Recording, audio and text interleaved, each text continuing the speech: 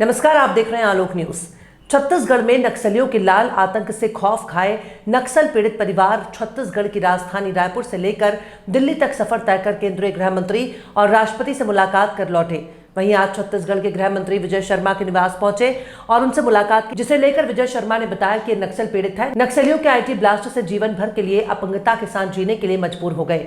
नक्सलियों ने बस्तर के गांव-गांव में विकास के मार्ग में आईडी बिछा रखे हैं। इसे आईडी के ब्लास्ट होने से गांव के लोग दहशत में रहते हैं, जिसके कारण हजारों लोग अपंग हो गए हैं। ये पीड़ित केंद्र स्तर पर सभी मीडिया से लेकर केंद्रीय नेताओं से मुलाकात किया, मुखर होकर अपनी बात रखी। अब दिल्ली में ये बात समझने लगे कि बस्तर का दर्द क्या है, क्या दर्द नक्सलियों ने दिया हुआ है। ये बात दिल्ली समझने लगा है। ये नक्सल पीड़ित हैं। नक्सलियों के आईडी ब्लास्ट से जो परमानेंटली डिसेबल्ड हो गए, जो जीवन भर के लिए अपंगता के साथ जीने के लिए मजबूर हो गए, नक्सलियों ने बस्तर के गांव-गांव में विकास के मार्ग पर आईईडी बिछा रखा है।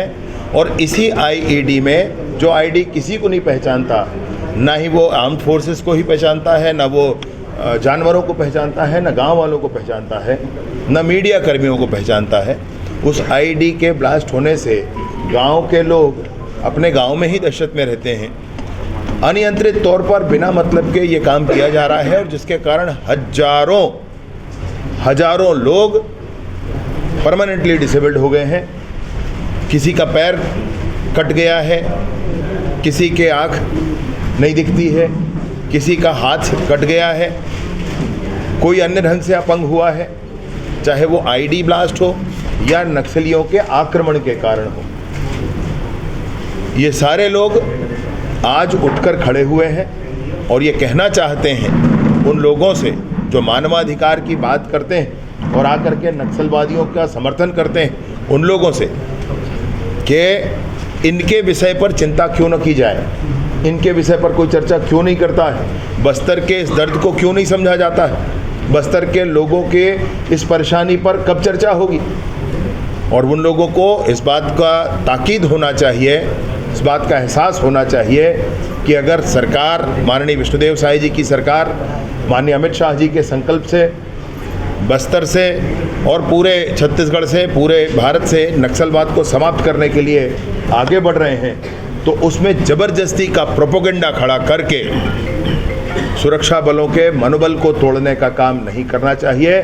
क्या हुआ है नक्सलवाद से बस्तर में, ये सब आपके सामने है। चाहे वो विकास के मार्ग पर हो, चाहे वो व्यक्तिगत जीवन के मार्ग पर हो, ये सब कुछ आपके सामने है। मुझे तो बड़ा ही आश्चर्य है, मैं बहुत अभिभूत हूँ। आज सब आकर के यहाँ मेरे सरकारी निवास पर भी आए हैं।